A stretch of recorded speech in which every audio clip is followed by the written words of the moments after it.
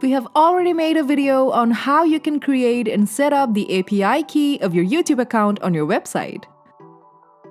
Let's move on to customizing your YouTube feed. On your right, you'll find two tabs, General and Style. This video is about the general options. First thing first, let's choose what you want to show in your feed. From Source, you can select from 5 different options. You can fetch all the videos from your channel or a specific playlist.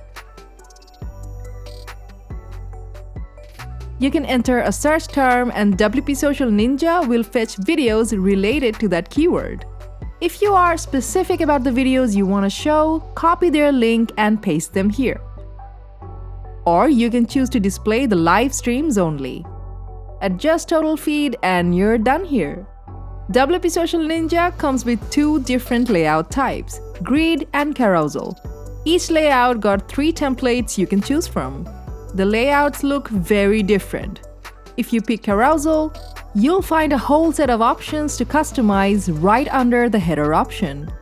Turn on autoplay and decide how fast or slow you want your videos to scroll by in your feed. If you want your videos to appear in a grid, you can set the number of columns here. You'll find a pagination option here when you choose grid. You can either keep your viewers scrolling or leave a button to load more. Choose what you want to show and what you want to hide from the filter option. You get to choose the order.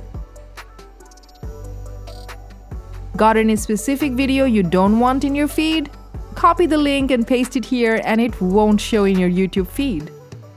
Or ban a certain hashtag by entering it here. Only view data that are important. Tackle your wordy titles by trimming them. If you don't want this play icon to show, toggle.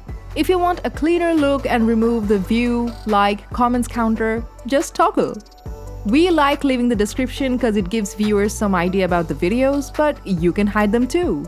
You can do away with the header altogether, but we like the look of it, so we'll keep it and edit the elements that we want to show. Of course, you can show all this information or display just the ones you think are necessary. Last but not the least, you get your own customizable subscribe button. Put it on the header or footer or in both places.